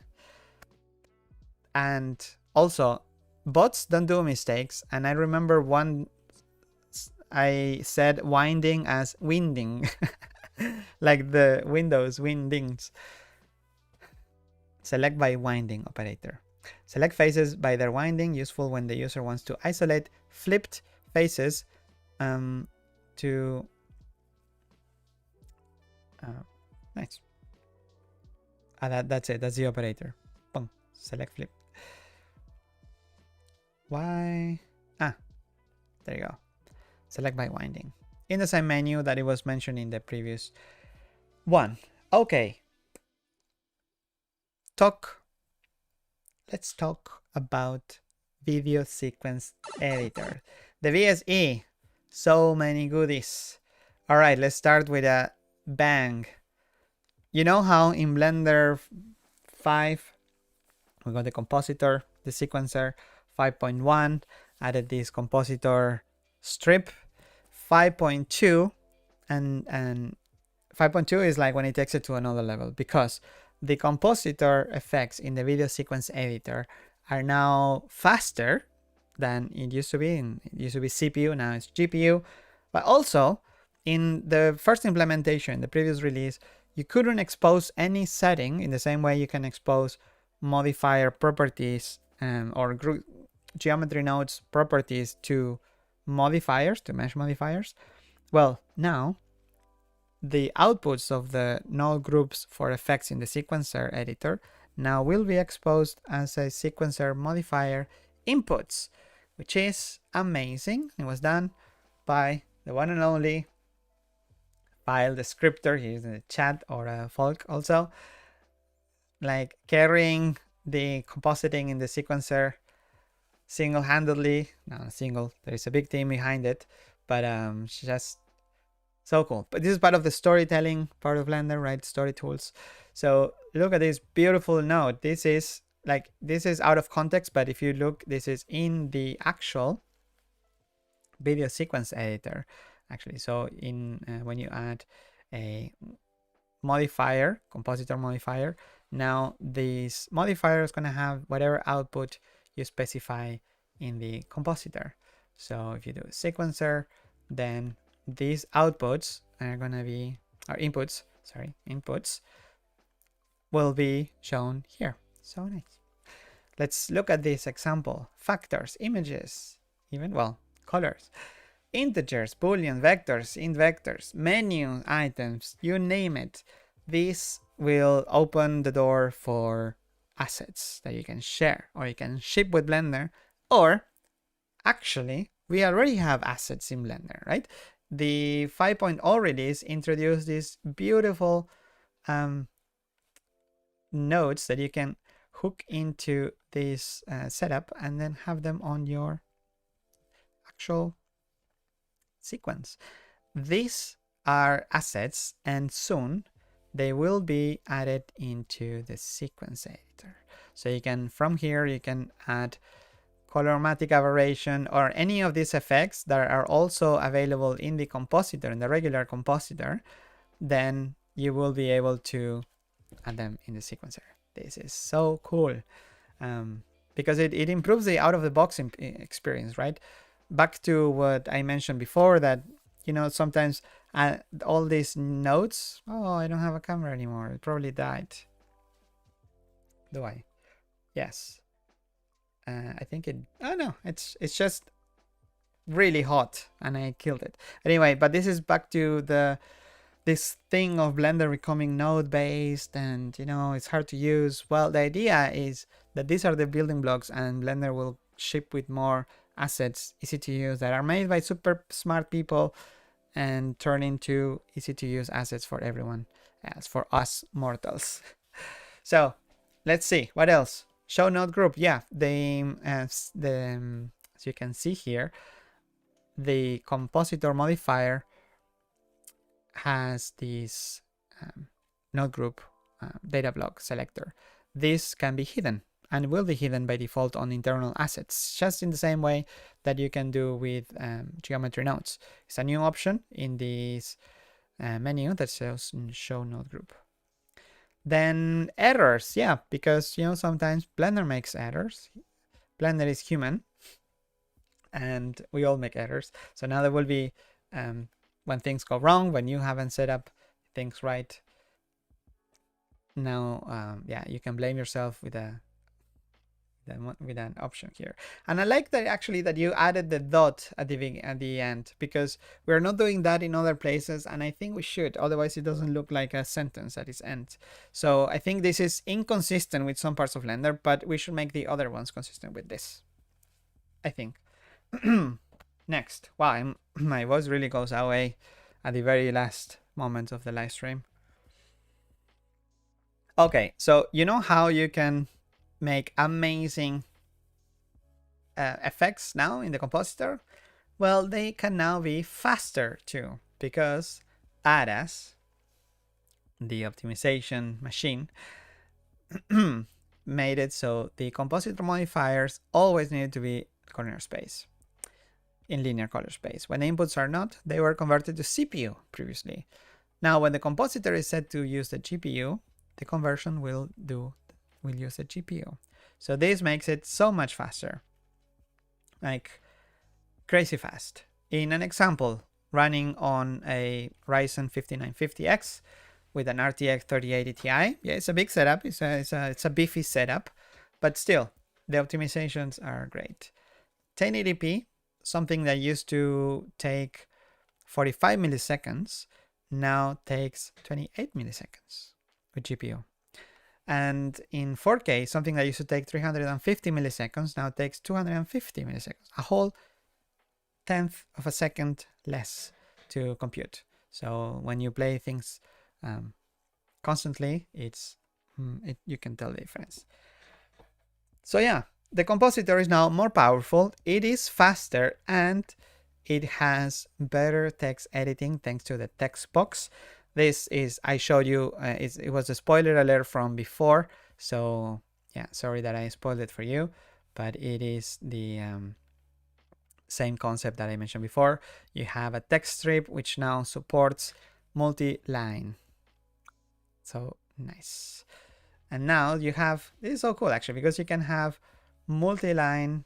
If I add text, right, I can do multi shift space line, and then you can apply effects to make it a subtitle immediately. By the way, this will be fixed, by the way. This the bounding box that is outside, it will be fixed. Just ignore it for the time being. You can disable overlays if you want to ignore it. Anyways, that is all for today. Actually, that's everything that is new. The sequencer, the compositor, the modeling, the UI, many UI changes this week too. Nodes. So I hope you enjoyed it. Are there any questions? I forgot to do the... Let's go to Blender community. There was so much spam today. Blender no. Community. Can't type at this time of day. Let's see. There is one, yes, with 11 comments. Let me copy these so you can actually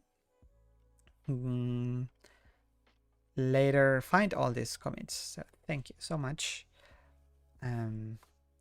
Save. And sequencer gets love. Announcements, and then let's see what is new here. What are the... Oh, it's under review actually. It's not even public. Oh, let me publish it. Oh, maybe why is it under review? Let me get call the big guns and make this published.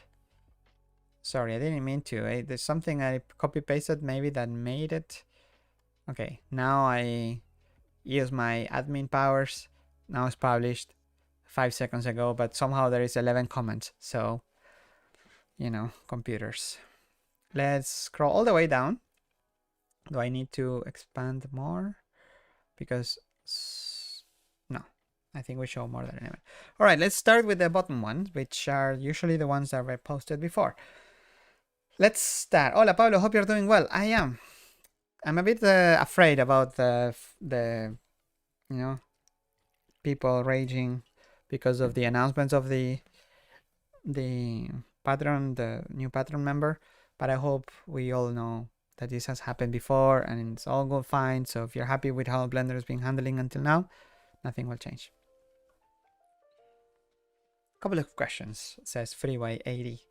Do you know what happened to the plane trim setting of sculpt brushes like Scrape?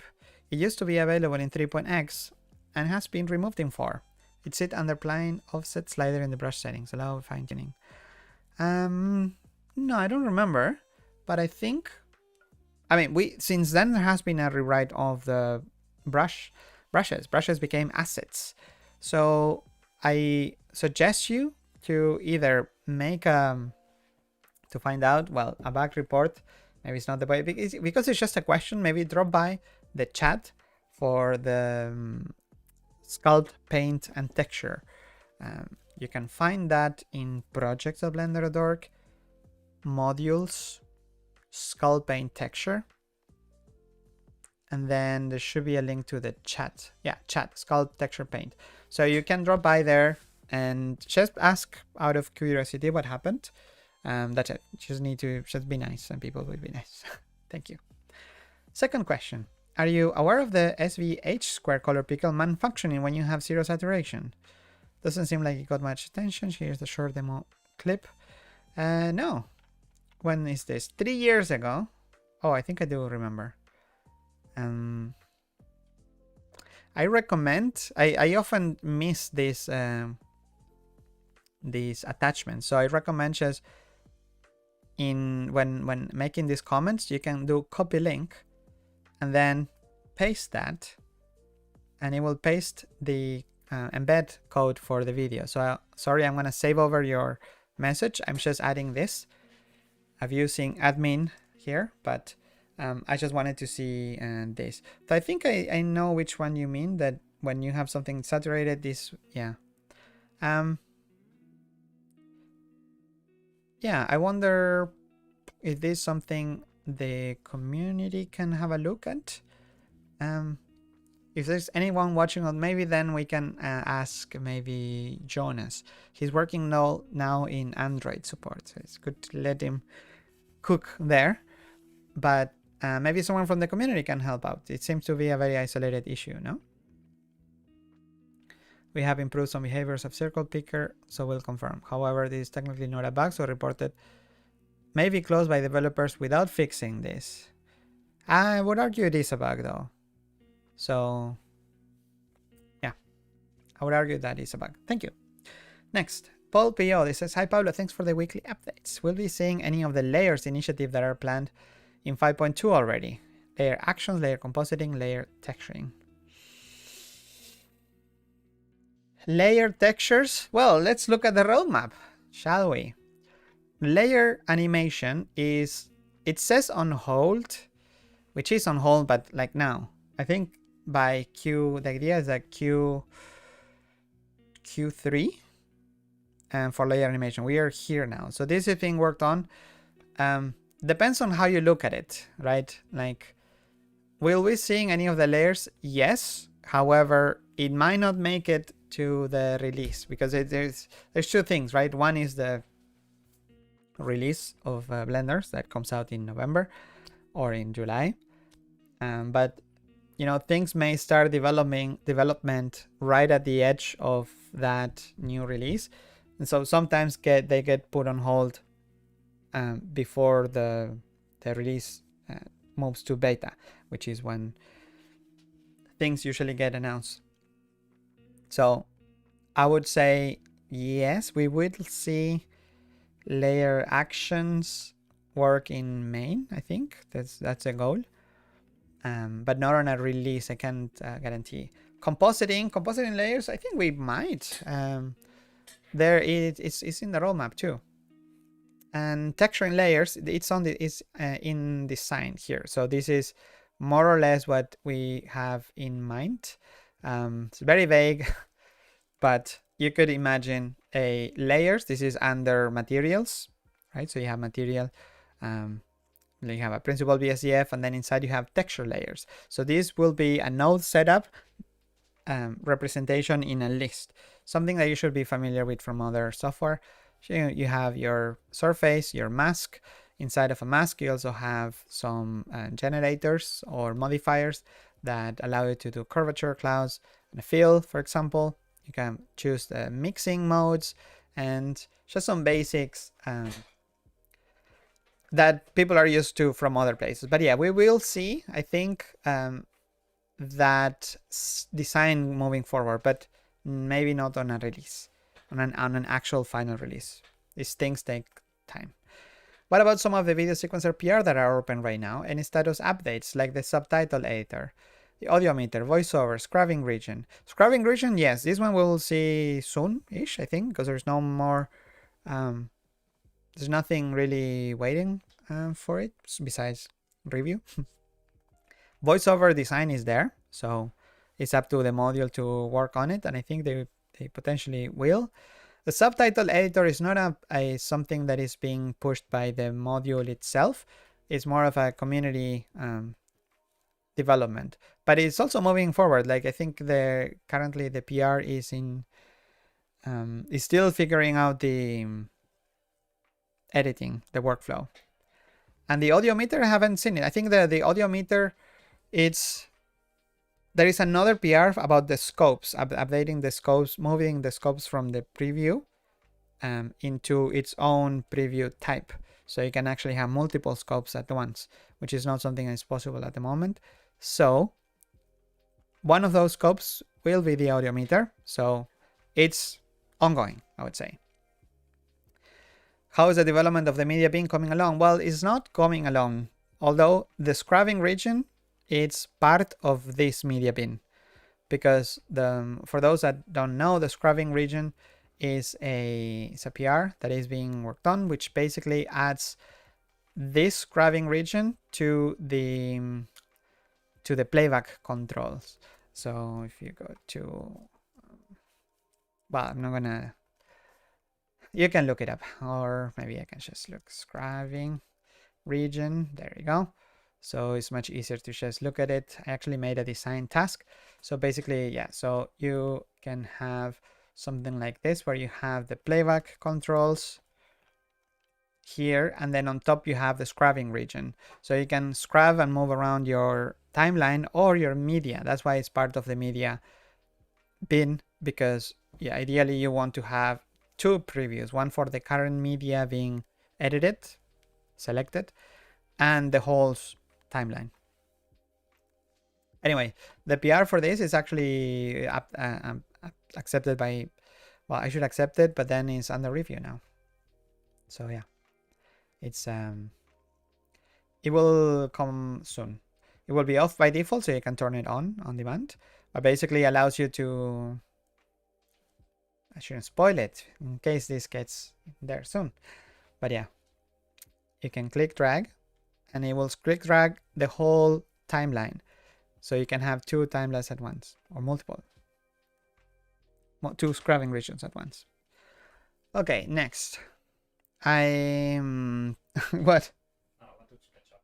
I am still streaming. Francesco just showed up, by the way. And then, okay. How is the development? Next question. I think this is a reply. Hola Pablo, hope you're well. Sorry, this might be a long one, so feel free to skip to the last two paragraphs. I've been interested in contributing to Blender source code. To the last paragraph, okay. I will, because I need to go at some point, but basically, I'm aware that these are all long form videos of Campbell and I'm coding live, where I'm talking about code breakdown videos that are made a fact. Yeah. So is it about bringing back Too Long Didn't Read? Are there more live streams coming back or not? Not by, I think the line's not doing much coding anymore. It's a head of product now. Campbell, I don't know if he's interested in that, but maybe some others from the community. But sorry, no. Next. Wow, it's a long one. I hope you're having a great day. There is a UI consistency that's bothering me. I want to check whether it could be raised to the developers. The outliner, when dragging a collection, the visual feedback is a line appears a target collection. The tree view, it's not. Will it be possible to bring this as a potential? I mentioned this, that there's people actually working on this. They tried a few times, but they do it in the wrong way. I think they're hacking like the tooltip or something like that. It's not done. So far as I know, from what I can read, it's not implemented properly. Additionally, there is a promising PR that introduced manual sorting last week. Oh, nice! Someone is taking over it. That's cool. Didn't know someone took it over. I thought it was Tariq still working on it. So yeah, I hope that one can make it in. After going through the recent UI meeting notes, I couldn't find any mention of it. Well, it's not really, it's not really, no one, like, Bastian and Julian are marked here, but it's not mentioned because it's not under. It's new, this one too. It's from last week, so we haven't had a meeting since then, I think. The next meeting is on tomorrow, Wednesday. We have Wednesday now meetings. But yeah, would be great to have this one. And I agree with the line indicators should be unified. And next, hello Pablo, how are you doing? I want to offer a bit of a view into these AI considerations in the beginning of the live. Sure, it was good to know Blender is trying to remain true. I'm not against the tool, but I think it does would expect if the focus on being a tool instead of a creation tool. So for example, a hammer is a tool, it gets a new hammer, is great. It's right there when I will never expect it to build an entire house by itself. What is it? Can I use AI to summarize this? Sorry, these kind of questions are a pain during a live stream, and I also need to go. I have actually have a ticket appointment for the cinema at 8 and it's 7:15. I don't know if I'm gonna make it. I should cancel it. And Francesco wants to talk to me too. So what does it say? I'm gonna need to get my glasses even. It's good to know Blender is trying to remain true to his philosophy. I'm not against the tool of AI by itself, but I think whatever it does would expect it to be focused on being a tool instead of creation tool. Yes, that is what I mean. The examples that we gave is it's a tool as in the same you would do in Python, like rename all these 5,000 animals with I don't know, fruits, you know, things that you would do in Python, but with the added concept of a natural language and translations, for example. Or find the object that has the most vertices in my scene. You can do that with Python. And also, if you look at the tools given to the MCP, they're really just basic Python things that you can do already, just in a natural language way. Let's see. I think the feeling most of us get when we see generative AI is like the AI does entire work itself. Generative AI is crap. The generative image AI, I don't think anyone in this building or in this live stream at least is actually, no, I know everyone here and no one of us want that. It takes away the fun and it's just not art in my view. It's like the AI does entire work by itself. Scrap off when we want to make art. I would much rather an AI that can help me to do the things. Yes, that I think we are aligned on this. Other concern would be where our information goes. Many of us work with NDAs and everything, so we would not want our data getting sent to someone's servers or leaked even. Or if our works will be training without AI or permissions in the background as well. This does not require access, online access. The MCP needs to talk to the MCP add-on needs to talk to the MCP server, but all of that you can do fully offline on your own models. That's the appealing part of it, is that if you have your own model that you trained on your own or in the Blender documentation or on your own projects, you can make it talk to it being completely offline, shutting down the internet. Nothing will be sent. The add-on is of course fully open source. The MCP server is open source. Everything is open. You can do all fully open source, fully offline. Yeah, if you use an external whatever agent, and then of course, yeah, then it's up to that. But the instructions on Blender's website are all fully local, fully open source, under your control. Thanks for the work. Thank you, and thank you for the kind words. But yeah, if you look at the documentation, please look. It's all fully local, fully open source. Hi Pablo, any updates on fisheye panoramic cameras in Eevee? No, sorry. Some interesting stuff in the chat. Path, trace sound ideas, spectrogram editing, and so on. Blender getting a sound editor would be wild, yes. I'm still solidifying my ideas for texture editing baking. Something like a material level shrink wrap or material project will be an important part. I keep thinking decal machine add-on, but better integration. decal machine add-on. No add-ons. Don't think about add-ons. And a decals is part of the design of the texture painting. I think the cache workflow for geometry nodes is a good candidate. Yes, there was a workshop on baking in Blender.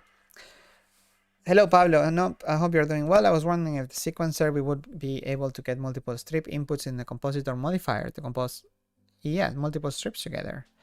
Yes, I think so. Isn't that added already? The multi-inputs. I don't know what Adas did. Or a node that gets the content of a channel. That I don't think it's added. But I sure hope so. I think so. And the last question. Hi, Pablo. Crazy day today. Do you know when work on the NPR project will begin? What do you mean begin? It already started with the Raycast node. That is NPR. Pure NPR. Waiting on a build to play with. Also Radiance Cascades, even it's this. I know there is a new paper and people want it, but yes. Okay, there is one more question. If 5, please. Okay, let's see, because I really need to go or cancel. You know, if you don't cancel your tickets, then you get punished. What is the other one? Any plans to bring UV render pass to Eevee? Actually, I don't know. I can ask Clement and report back. But anyway, thanks everyone for tuning in. I hope you had fun today. It was a bit all over the place and a bit longer than usual, but I think it's required because announcements like the one today can make many people go a bit crazy, myself included. I remember before trying it myself, I was a lot more freaked out. I was like, no.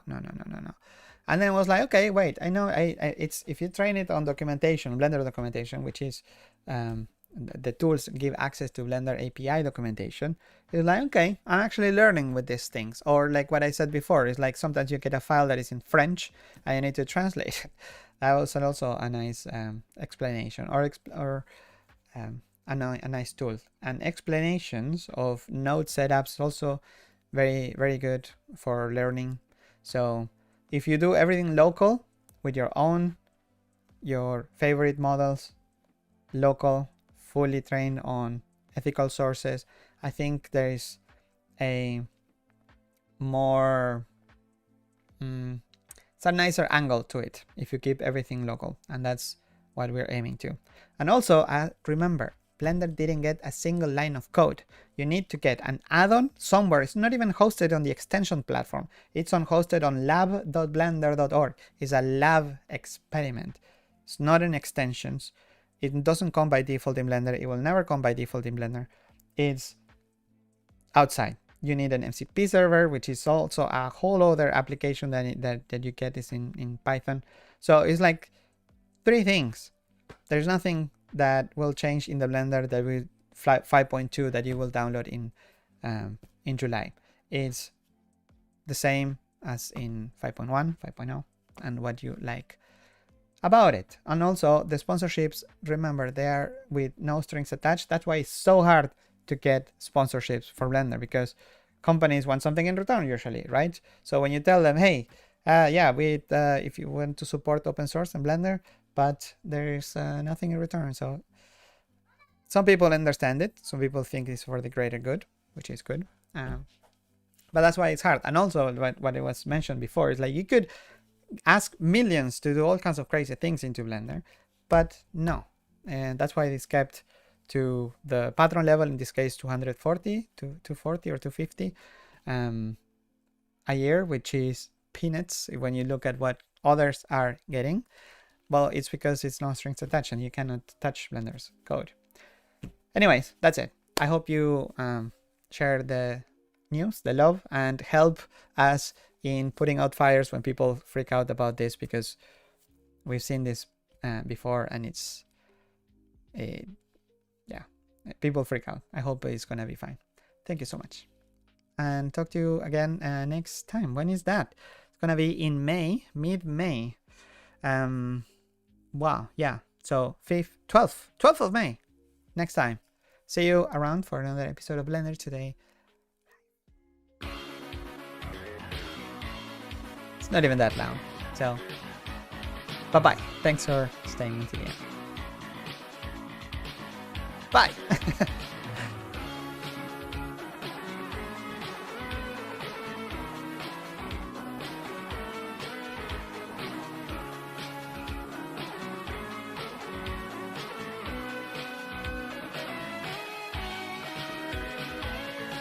All right.